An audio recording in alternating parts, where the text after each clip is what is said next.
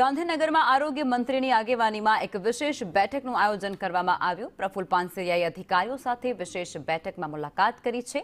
વરસાદમાં રોગચાળો અટકાવવા અંગે ખાસ ચર્ચા વિચારણા કરવામાં આવી છે। રોગચાળો ફાટી ન નીકળે તે માટેના યોગ્ય પગલાં ભરવાની પણ સૂચના આપી દેવાઈ છે। દરેક સેન્ટરો પર દવાનો જથ્થો ઉપલબ્ધ છે તેવું પ્રફુલ પાનસેરિયા દ્વારા કહેવામાં આવ્યું છે।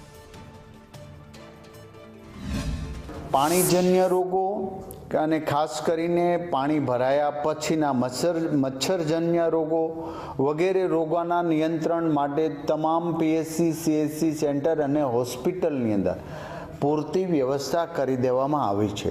વીંછી અને અન્ય ઝેરી જીવ જ્યારે માણસને કરડે છે ત્યારે એની તમામ પ્રકારની દવાની વ્યવસ્થા 108ની અંદર ઉપલબ્ધ છે અને તમામ પીએચસી સીએચસી સેન્ટર અને સિવિલ હોસ્પિટલમાં તમામ સેન્ટરોની અંદર આ દવાઓની વ્યવસ્થા કરી દેવામાં આવી છે।